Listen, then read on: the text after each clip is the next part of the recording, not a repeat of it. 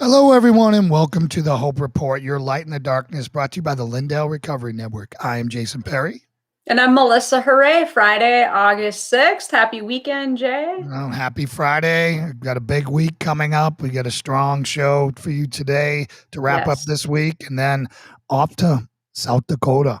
Yeah, things are exciting in Mike Lindell's world. And we Yeah. found out we're going to be doing the Hope Report live out there next week in the middle of the week. This is a first. I've never been to South Dakota. I'm a big fan of Christy Noam. Yeah. So I'm going to get to see if there's any igloos there.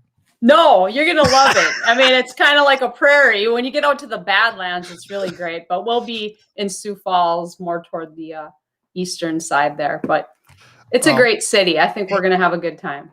It's always been one of my destinations that I wanted to see. I still got to get to Wyoming, and then Alaska. Or the crown jewel is Alaska. But yeah, me too. Really looking forward to it, and I'm hoping that big things come out of this. Yes, it's going to be exciting. Yeah, I've been praying about it a lot. There's a lot of people out there praying for Mike. I had people coming up to me in church Wednesday night asking, and saying, "Hey, we're sharing his posts. We're excited for this." And yeah, a lot of people are standing with Mike. So go ahead and tell us about our next guest. Yeah, so I'm excited for today. We have Marianne coming on, and I met her through Pastor Chuck, where we get quite a few of our testimonies here. One of the things about Marianne, so she did a testimony for the Lindell Recovery Network a while back. And, when I watched her testimony, and it was just so unvarnished and just honest. And she started it off by saying, "My name is Marianne, and I'm a sinner." She started it out, "I'm a sinner." Awesome. She said, "I have a past of drugs, alcohol, money, men. I've tried to fill that God-shaped hole with so many things." And that's where she led into where her daughter invited her to church, and everything changed for her then. Well, I mean, that's probably one of the best ways to start one I've ever heard. So, amen. So Marianne, are you ready to come on? Give me a thumbs up. All right.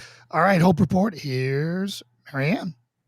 Welcome to the Hope Report. Hi, guys. Hi, Marianne. Glad to have you here. Thanks for having me. I really appreciate that, the opportunity to tell my story kind of an unvarnished way. You introduced that very well, because I, through this journey, through this resurrection journey, so to speak, I've learned to be honest and learned to give the truth gently, albeit, but give the truth and try not to embellish. Yeah.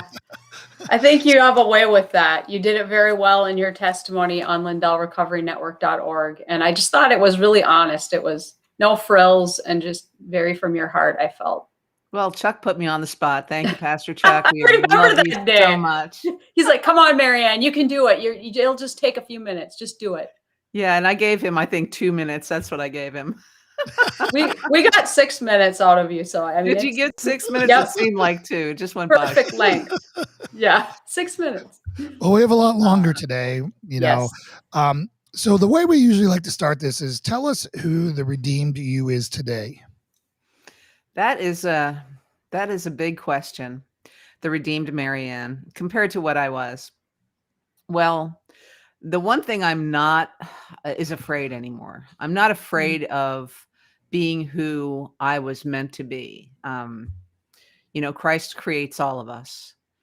He gives us all the opportunity of life. And I, go back to that for, and what you said earlier, there was a God-shaped hole in my heart, in my soul. And I was trying to fill it with all kinds of things. And so because I wasn't proud of who I was ashamed. I was not living my true self. I was trying to live this brave girl, big shot, not big shot, but just somebody I wasn't. People thought, "Oh, she's so confident." And I was like, if you only knew who I really was. I'm this humble being who's just trying to make it in the world. It's not easy to go through this life in America or anywhere and come out unscathed. But So I'm not afraid. I don't regret any of my mistakes. I don't sit there and dwell on the past. I think that is really important, especially people in recovery, that they don't sit and dwell on the past. I know I've been in AA recovery for years, and they always talk. They always want, what were you? What happened? And what's it like now? Those are the three things in any given testimony in that program. And the reason I stayed in the program is because I found a godly group, and they were very focused on God. And so I don't talk so much about the past, no drunkalogs, no, I try not to talk about what I did when I was like that. I made Yeah, mistakes. we try not to glorify the sin, right? It's also important at times to hit the lows, because there's so many people out there who think they can't be redeemed. They've fallen so far. Mhm. So, typically when we're talking to people about their testimonies, we say, hey, make sure you hit the lowlights, but don't glorify the sin, because that's the last thing we want to do, right? Because that should be something that is behind us, and something that we, is no longer of us. So, Yeah, and so Marianne, just real quick, so great that you found a godly group in AA, because we've met a lot of people who, they were told about higher power or different pathways to heaven, or finding a God of your understanding and all those types of things.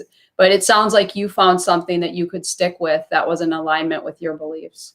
Yeah, I did get in trouble. I was invited to be the chair or whatever, that head of the group one night, and I was early in my sobriety, and I talked about the Lord's Prayer.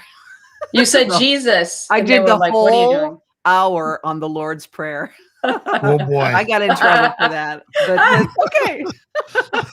They let me took you come back aside. in. They let me come back in because I don't ever turn anybody away. But Mhm. so I think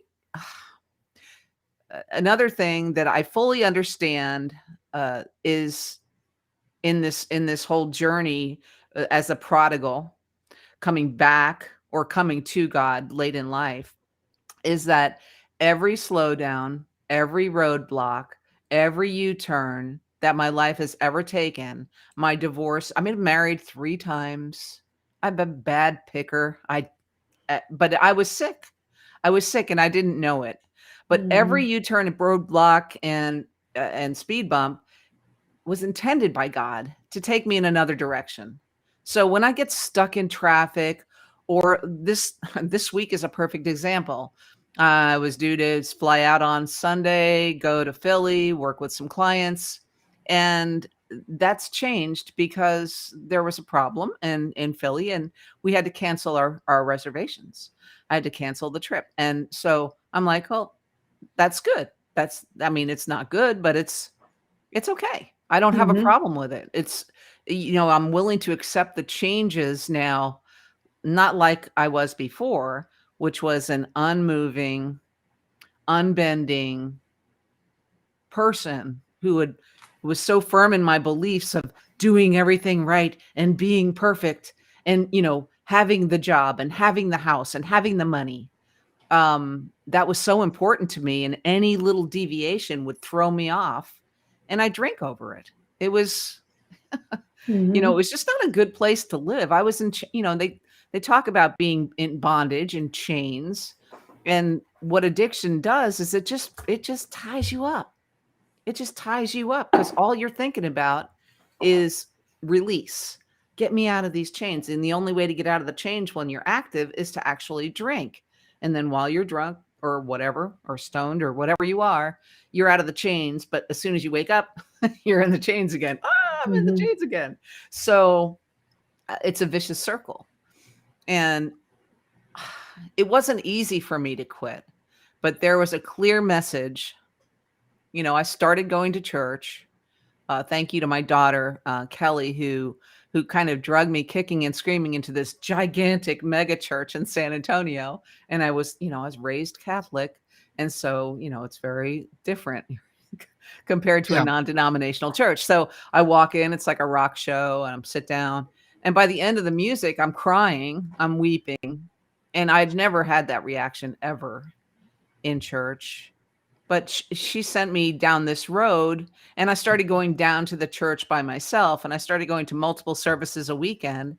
I kind of got addicted to that, but that was a good addiction because it led me to the Lord. I mean, it took about a year and a half of doing that for it to finally take foothold on my life. And after that day, I was convicted. I was a different person. It was profound. It was a profound moment in my life.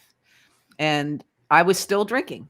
And it took another year to whittle away at that. I mean, it was the same as our guest on Wednesday. Same thing. So you wake up and you say, I'm not going to drink anymore. I'm not going to drink anymore. And every night after work, I'd be drinking and I'd wake up. I'm not going to drink. So that happened for like a year. It was crazy. And so, yeah, people. So let's go back now to the beginning of your story. You said you were raised Catholic. Was there was it a distant God in your house? Like, how much was religion in your home? Well, my mother was deeply religious and Catholic. She was the Catholic lady. I called her the church lady. Just like the Saturday Night Live. Yeah. When that character came out, I went, that's my mom. So I loved her to death. I loved her and loved her till she died, and I still love her. But so that was foundational. She would drag me to church. I would be dragged to church. I wouldn't go willingly. She would have to force me and my siblings. And we would sit with her and kneel and stand and kneel and stand and sit and leave. And so that was my religious experience as a child. My dad died when I was 4, so I didn't have that father figure in my life. So I had a brother who, when my dad died, turned to drugs. So he was 10 years older and was like a dad to me and taught me things. But he had a problem. My mother drank daily. My middle sister and myself and my brother were kind of partiers. And so it would seem normal to me as I was growing up to do that. So your dad passed away when you were 4.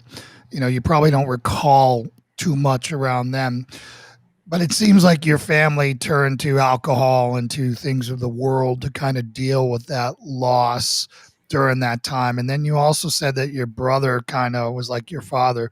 Did he mentor you in the worldly ways? Like, is he like, yes. When did you start drinking? When did things start to go down a road for you?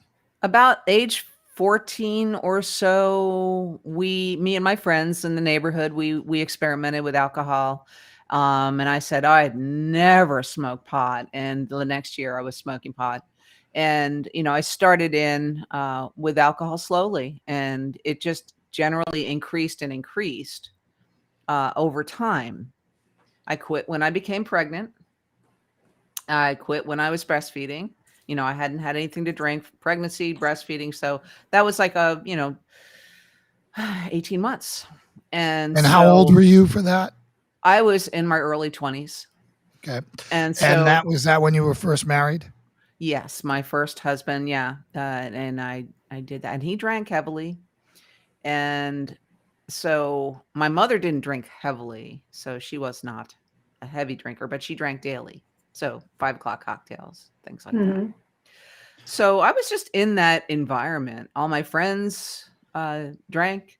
We all drank together. We partied together. And it was just a lifestyle back then. So I wasn't exposed to any pure-hearted or people that didn't. I always thought people that didn't drink were really weird. Yeah.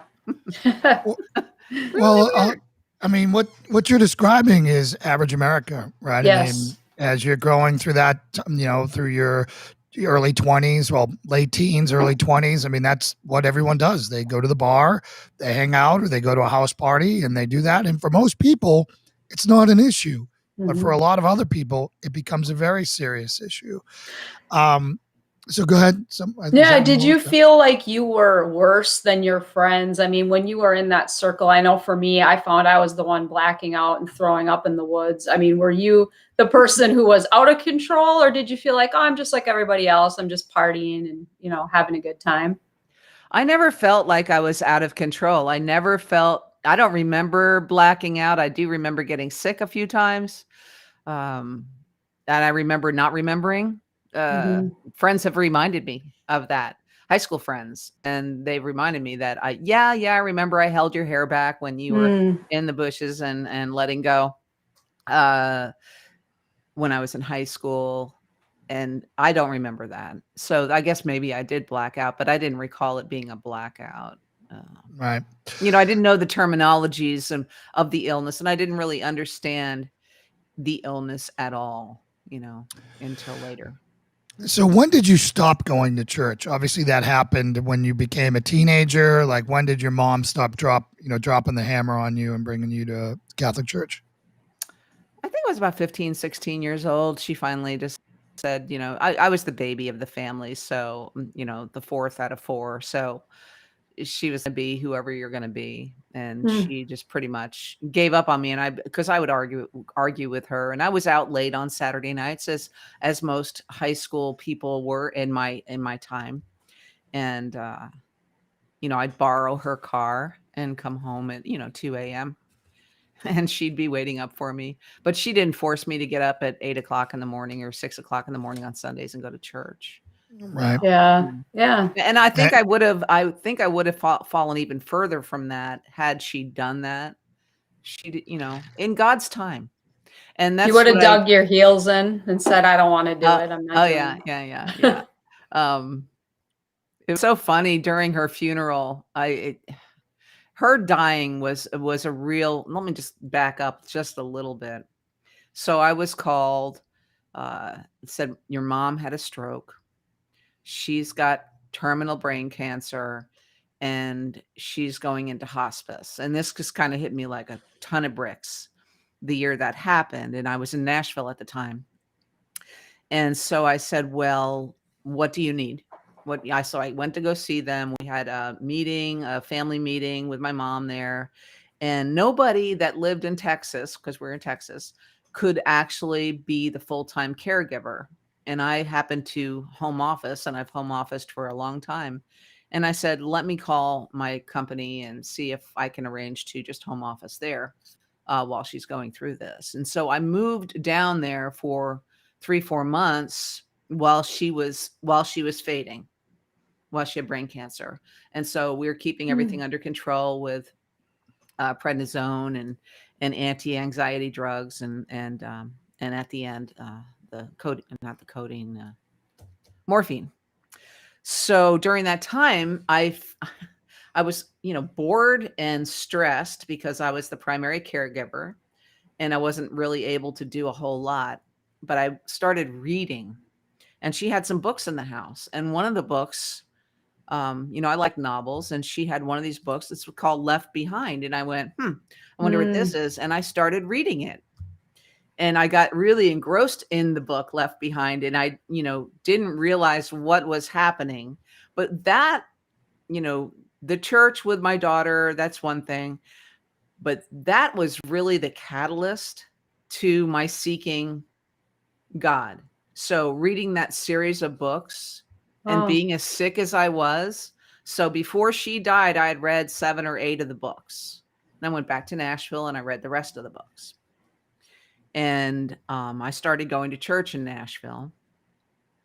But I couldn't find a church that I really was into. And then I moved back to San Antonio, back to Texas.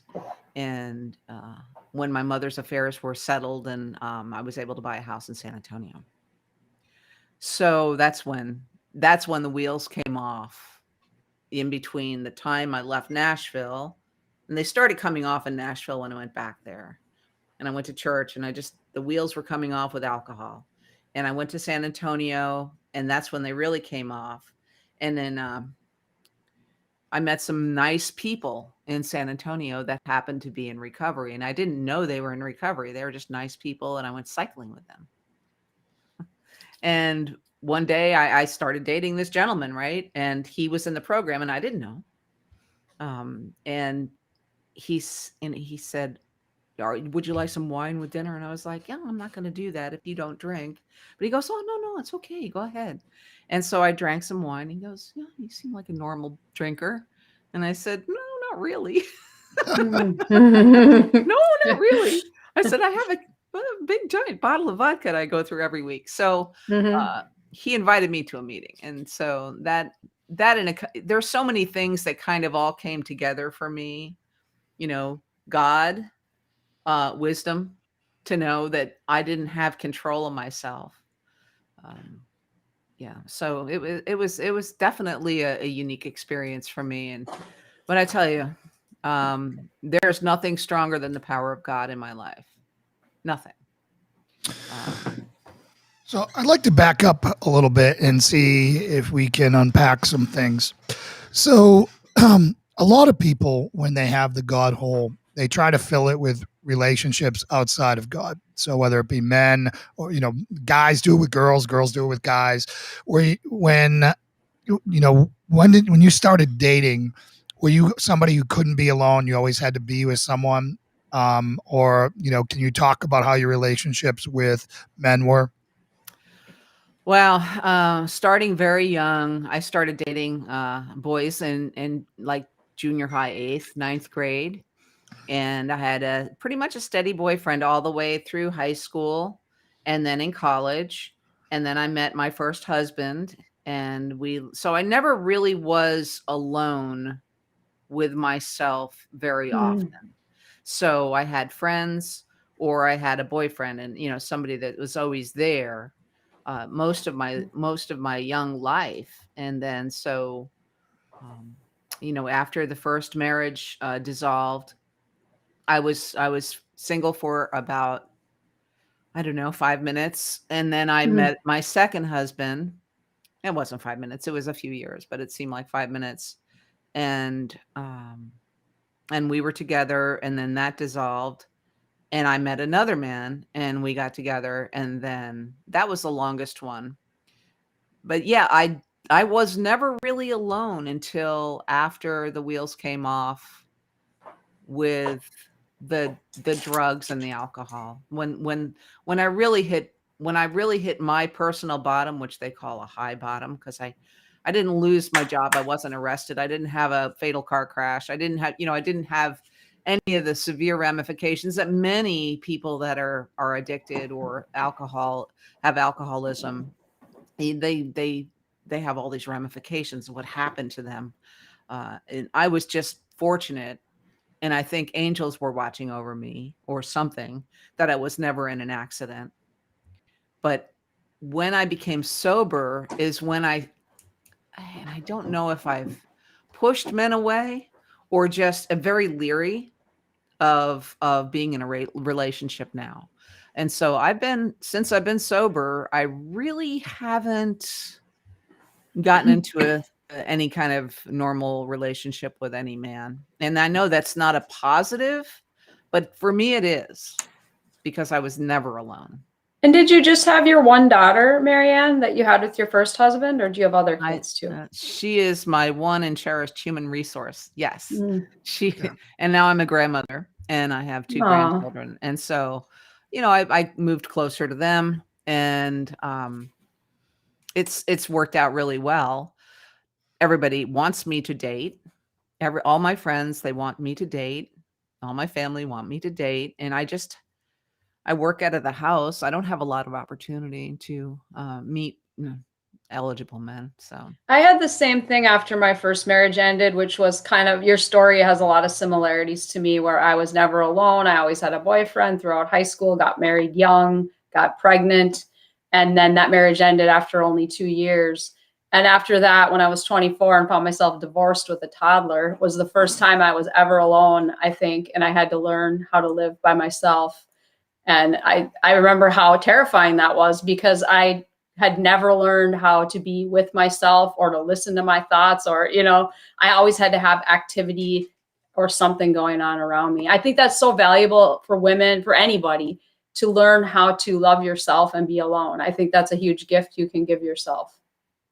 That's absolutely right. I things I've learned to do since I've been sober Bucket list things.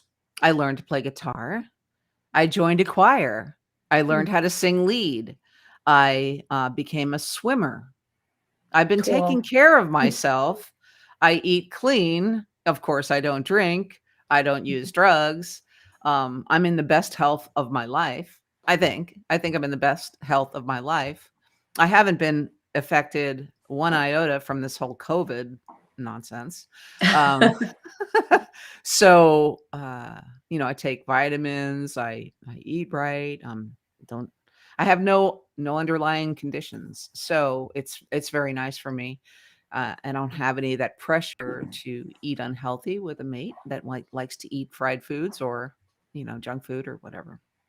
So, you know, Just to bring some clarity of timelines, when did you notice that your drinking was out of control? Like, when did you know you had a problem? Like, when did you wake up and say, whoa, I got an issue? I was working for a company and we were having a retreat and we went to Vegas, and I was like, woo, we're going to Vegas. Woohoo. So I went to Vegas and I rented a car and I was going to go to the hotel.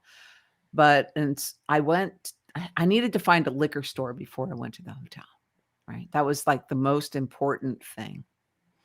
And so after driving around aimlessly, I didn't have navigation. I was driving around aimlessly around looking for a liquor store. I finally found one. I got my vodka. I went back to the hotel and I started in the room and I had a drink. And then one of my coworkers called me and said, "Hey, we're down at the Martini Bar. Join us." And I went, "Oh, okay, yeah, woo!" So I went down to the Martini Bar. Anyway, one thing led to another, and we were having this, huge, party, and we're taking a group picture.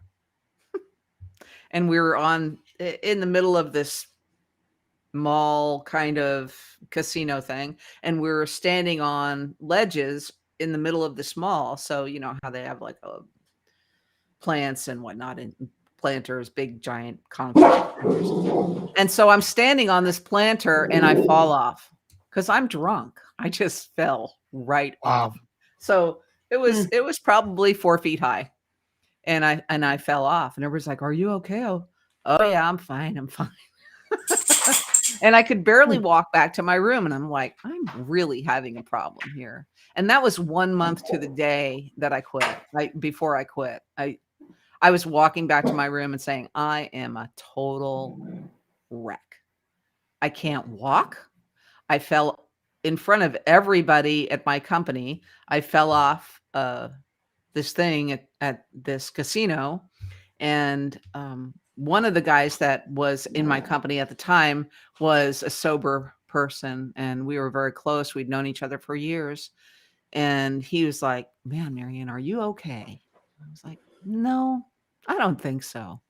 And so about a month later, I went into the program and I haven't had a drink since. So that was What year was that was that? a good. It was April of, I think that trip was April 2012, and I quit at the end of May. Okay, great. So Yeah. So Yeah. let's go now to, your first marriage happened, you have your kiddo, then you get into your second. Is drinking playing any factor in these relationships blowing up and you just haven't noticed it looking back now?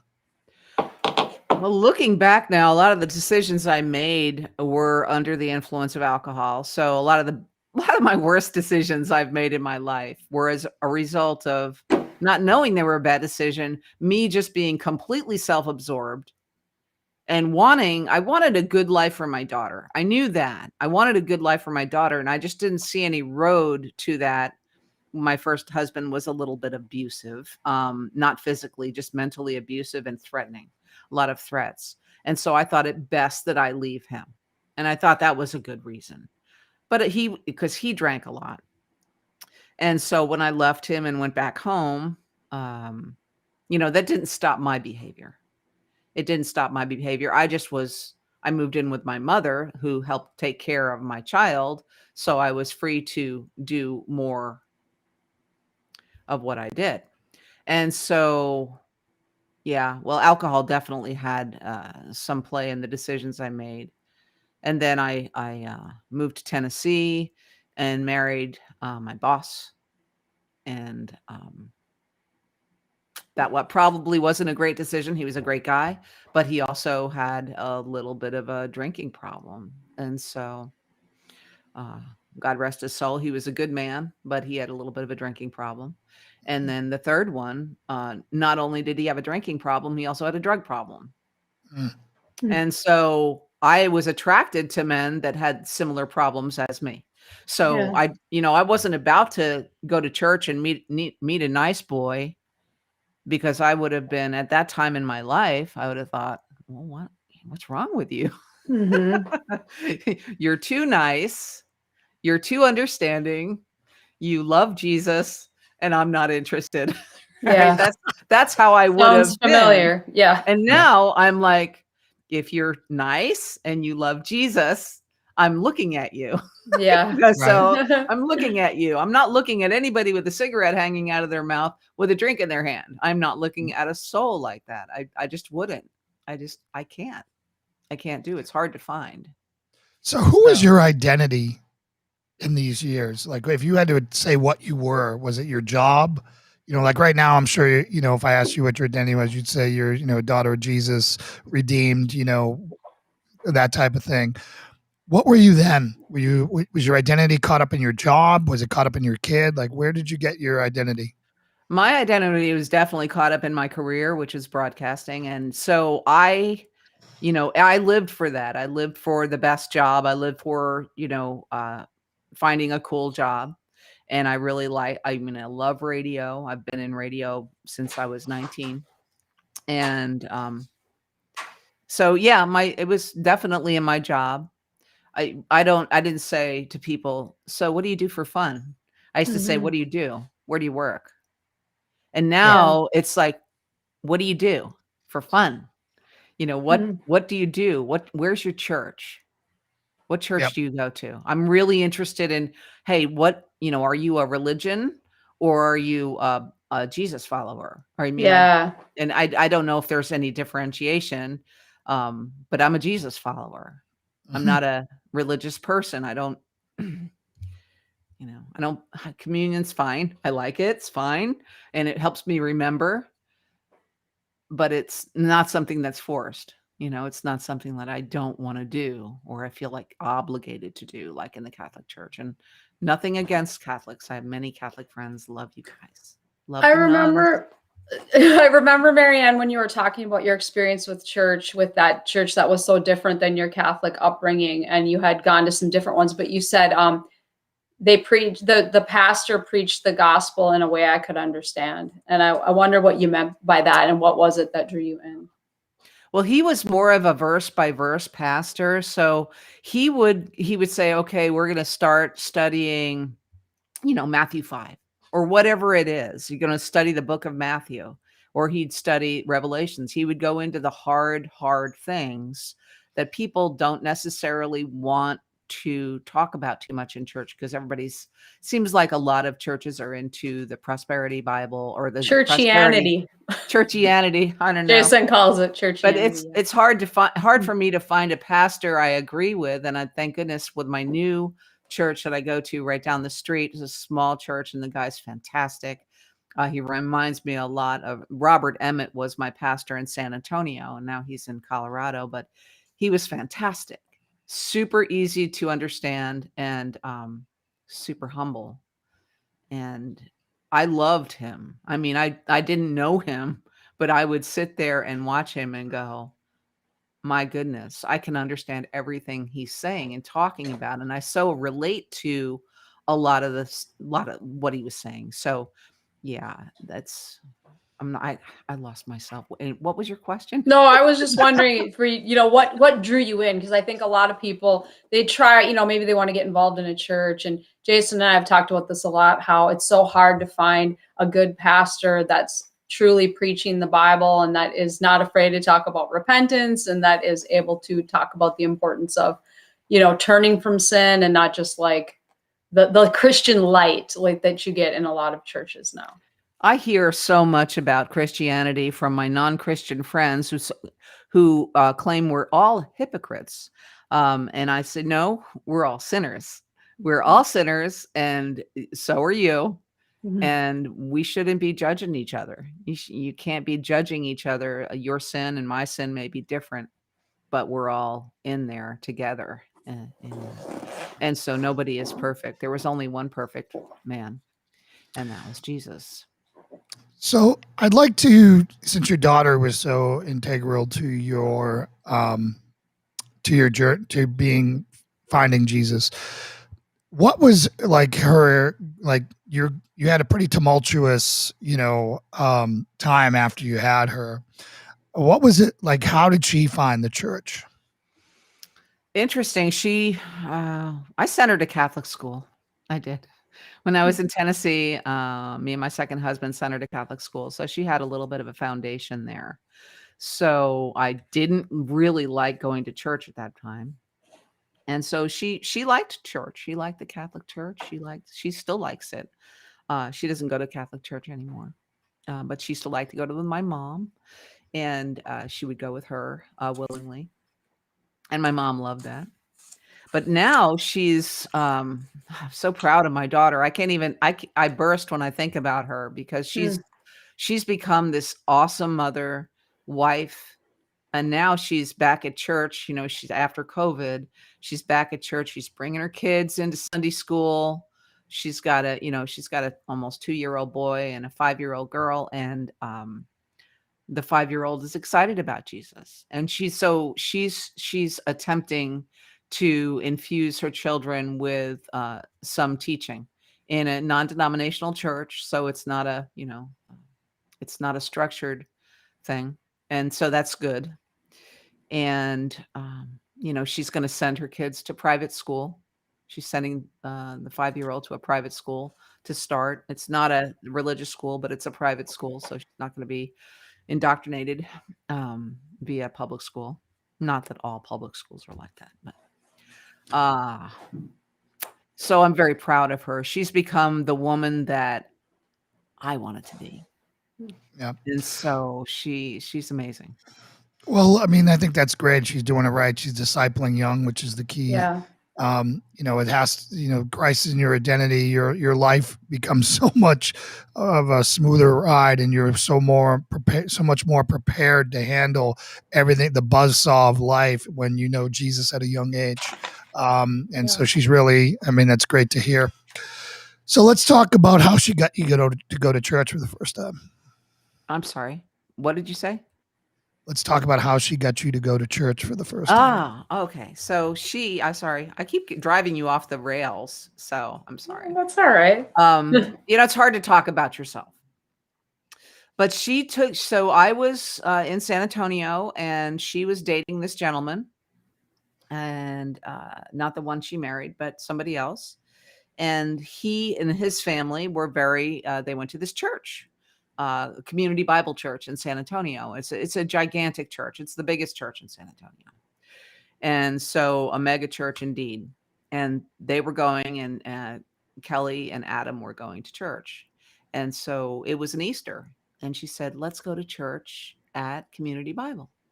And so I rolled my eyes, and I went in with her. And I was very impressed. I'd never been into a church like that before. I walked in, and I was like, what? It was like an amphitheater inside. It's a beautiful church. And so that's she brought me in, and I think I went back a year later. but I did go back. It was like I was looking forward to it. And then I started going on my own. So after that second visit, so I don't know what year that was that I went in there for the first time, probably 2009, 2010. So were you ever an atheist, or would you call yourself agnostic? Like, how would you call your faith before, you founded your church? I believe there was something out there. I I always believed I was a spiritual being. When I was younger, I remember, lighting candles in my room and not praying to a God, but just trying to commune with something. A very new agey kind of like granola girl situation. And so um, I read the Celestine Prophecy. It's quite a good book for the new age crowd. Uh, and I kind of believed in that. If somebody looks you in the eye, you're supposed to introduce yourself, that kind of thing. Hmm. And you're supposed to meet if you look somebody in the eye. Hmm. That it was very strange. But so I was kind of into that for a while. I did the whole astrology thing and the new age thing, and that was about it, and then I went off the rails. So that last time you drank at the office gathering, was that the last time you drank, or it was a month after that? It was a month after that. It took Okay. me. So I remember. So I was at the airport, and of course, I was in this job, and I was exposed. I was working on the outside of radio, but supporting radio. So I had friends that were in radio, and I knew this gentleman who was the general manager of the Joy FM network. So Radio Training Network is what the company is called, and he was out of Tampa, and they were streaming on the phone, So this was back when that was kind of new, and so I get out of the hotel, I check out, I go to the airport, and I'm just upset with myself. I'm super upset with myself, and I thought I'm just gonna listen to some Joy FM. And so I listened to some Joy FM, and I'm crying. I'm listening to contemporary Christian music. I don't remember what songs that I was listening to, but I emailed my client when I got back and said thank you for everything you do, and I was listening, and it really helped me. And we had a long conversation about what was going on with me, and um, he was very encouraging. And his name was Jeff. And if you're listening, Jeff, I love you. He's a great guy, and I don't know what happened to him. He's no longer there. But yeah, so sometimes it just takes getting on your knees. And you have to believe. You can't just get on your knees without conviction. But you get on your knees and ask God for help.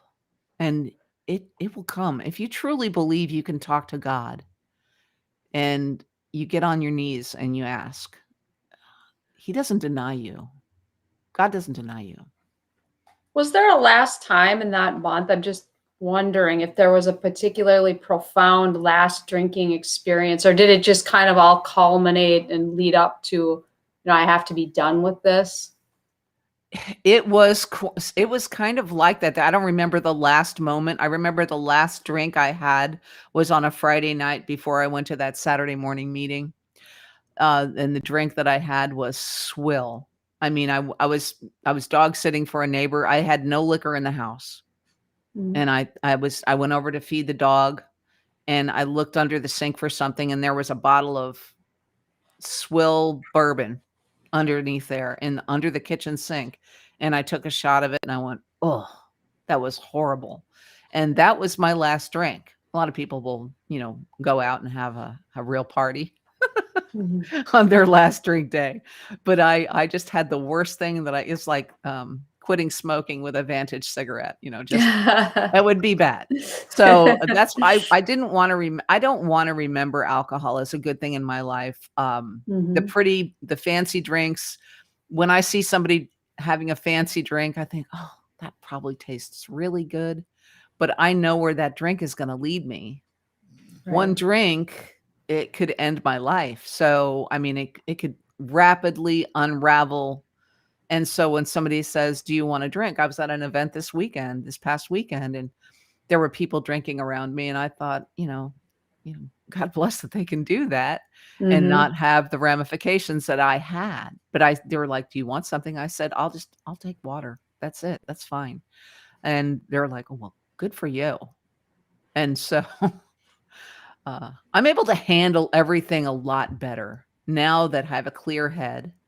I have a deep appreciation for nature now. I pick up trash in my neighborhood. When somebody throws something out of their window, I pick it up and I throw it out. I'm not letting my neighborhood go to pot, so to speak. Mm. I take walks every day, or I swim. And, I don't pass a piece of trash and just pass it by. I have to pick it up and put it in the trash. So, I mean, there's a lot of things that I'm doing now that I just wouldn't have done before. Yeah. Are you involved in any type of outreach? Are you still going to AA? Are you pulling up anyone behind you? That's a really good question. I stay in, I'm not in contact as much with AA as I was before I moved where I moved, because I moved kind of to a bedroom community outside of Austin. And so there's not a lot going on near me. So I'm not so involved. So, I do Bible studies. I stay in touch with my AA friends and, reach out to them.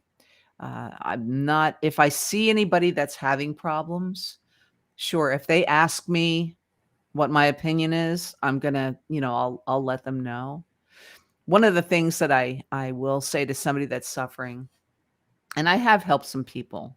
I have helped some people come to sobriety, but it's not me that's helping them; it's God. Mhm. But my one thing that I always say is just close your eyes and think about the life that you really want to live. Do you want to live like this? Do you want to live being addicted to whatever drug or whatever substance you're putting in your body? And what do you really want? Close your eyes and think about it. And nobody ever opens their eyes and says to me, yeah, I just want to be an alcoholic and a drug addict. Nobody. Everybody wants joy, peace, love, contentment with their life. And I really, truly think the only way to get that in your life is through God, is through a deep commitment to being what God wants you to be, not what you want to be, not at all what you want to be. I'm probably not doing exactly what I should be doing. I don't know what I should be doing, but I'm always looking for signs as to what I should be doing. I'm working a help people job. I help people all day job, and but I'm not helping them in a spiritual way. I'm helping them in more of a work way. So, but maybe somebody should ask me that question. Shut your eyes, Marianne, and see what you really want to be. Yeah, maybe. I remember you So- saying in your testimony, Marianne, that you had this feeling that if you didn't stop, that something really bad was going to happen, or like an accident or some type of, that it was going to end badly, or maybe someone said that to you. And then I remember you sharing that actually happened to a friend of yours, that exact thing happened. And I mean, I imagine that you're extremely grateful, because so many people don't get out, they think, they can, they think the old saying, we always have one more relapse, but we don't always have another recovery. Right. And right. how precious it is to be out of that chaos and that mess. It's truly a blessing to be out of that. But I did at the end of my drinking careers, which is what I call it, my drinking career, I know that a few times I was very, very close. I remember driving down a street and I was driving drunk. I'm sorry for all of you people that hate me for that. But please don't hate me. I was sick. Mhm. But I was driving in some curves on a street in San Antonio, and I was not paying attention. I was loaded and I wasn't paying attention. And I don't know who did it, but somebody went "Rit," and I believe it was an angel. I don't know, but saved me, saved the Mm. car. I mean, I didn't know what was happening. I was like, how did that happen? But that was right around the time I quit too. So that was like Mm. all in that same time frame, that last month or so. I think I was really, really hitting the skids, and it scared me. I mean, the whole scenario scared me. Sitting in my living room with a drink, staring at the four walls, going, is this it? Is Yeah. this it? Is this all that life is supposed to be? And it's not. It's not at all. And having clouded judgment by pickling yourself in alcohol, which is poison, it's poison, um, is not the answer. It's getting the poison out of your body and getting clean. Only after you get clean, after that first 30 days of sobriety, is really when you start feeling good. And it takes a while. It takes 90 days to lose that urge to drink. And so there's physiological things that happen, but spiritually you become so much more open, and life becomes beautiful. You become childlike. It feels like that to me. Well, you definitely have a new life, and I'm excited for you moving forward. Now, what type of community do you have around you now? Now, obviously, you work from home, and like you said, it's challenging when you work from a home office. You don't have a lot of chance to interact, but you do have your church, and I don't know how often you go to your church, or with COVID, if they're even meeting. I assume they're in Texas, so I assume they're meeting. Oh yeah. Uh, Oh yeah. They so started again at the beginning of the year, which was awesome. So, one of the secret weapons we have that a lot of churches don't do well is true fellowship. Getting around people that you have such a deep friendship with that nothing can touch it. Like, I have such deep friendship with the people around me that it's deeper than anyone in my family. It's deeper than, except my wife, who's obviously on this journey with me. And I just wonder, do you guys have that there? Have you found that there? Is your church investing in that type of fellowship? Well, they're definitely trying to, they're trying. It's a pretty new church. And so they just moved into this building this year. And they opened the building in the beginning of January. They had moved over from the other side of this little town that I'm in. And it's not full yet. And so they're working on growing the congregation, but they do some Bible studies. They do some events. And yes. And I've been encouraging. I have a friend that lives a few doors down from me, and we walk every evening after work. And it's unload time. And we talk about all kinds of things. She's Christian. And not a typical Christian. She's like me. And her husband's like that too. Both beautiful people. And we can talk about anything. I don't have to hide my sin from her. She can see right through me. And so I have that friendship that I've developed over the last 2 years I've been here. And that's a fantastic resource that I have right just a few doors down from me. And some of my daughter is my best friend. She really That's is. what I was about to I ask. see her every weekend. We have a standing date on Sunday. If I want to go to church with her, I can go to church with her. I can go to church at my church and then drive up after. I like to go to church with her, but I love my church right around the corner. So I'm very conflicted on the weekends as to what I should do. Should I go to church with her or go to church here? I'm trying to make friends locally, so I'm closer. So she's 30 miles away. But yeah, so that's great. She's pretty close, though. Yeah, so, she's close. So we're closing in on our time here. Is there anything else you want to add before we have Melissa pray us out? At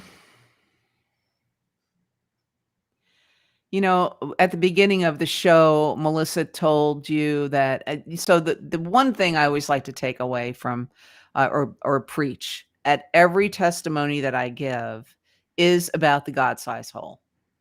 So everybody, I think, on the planet has a God-sized hole. And until they fill it with God, it's not going to be filled. There's always going to be a yearning. I need to get that new car. I'll finally be happy with a new car. And then they get the car and they're not happy. I'm going to get that new job. And then they get the new job and they're not happy. And they're still just, it's the ickiest feeling to have that hole in you. But when you allow yourself to open up to the possibility of God. I happen to believe that Jesus is Lord. Amen. And that's my God. And I feel that without any shadow of a doubt. Yes. And he helped me get through all this, and he continues to walk with me. So if you're out there and you're struggling, and I'm not talking to either of you, I'm talking to anybody that's watching. If you're struggling with an addiction, try to open your mind and don't be put off by church people or judgmental Yes. people. Just do what you feel, but open your mind to God, because I think it's real. Well, I think that was very well said. The God Yes. hole, we talk about that a lot on this program, that basically we're born as empty vessels, and either the Holy Spirit's going to fill it or the world's going to fill it. Right. And if the world fills it, you're in for a long, hard road. So again, that's why I can't say this enough, to mentor your children in Jesus as soon as possible, and to give them that full armor of God to face the challenges of the world. Mhm. Yeah. So Melissa, why don't you pray us out and take us home? Yeah, that's an awesome takeaway, Marianne. Thank you for just capping it off with that. I think that is just perfect. All right, so let's pray. Lord Jesus, we just come before you today. We thank you for who you are. We thank you for your sacrifice and how you're pursuing each one of us, Lord. You don't want any one of us to perish, to live a life of sickness and brokenness and emptiness, Lord. You placed eternity into the human heart, and we thank you for that, Jesus. I thank you for Marianne. I lift her up today, Lord. I thank you for the gift of her life and her beautiful, unvarnished testimony of coming to find you in her very own imperfect way. We all have that within us, that struggling and that yearning that you want to fill for us, Lord.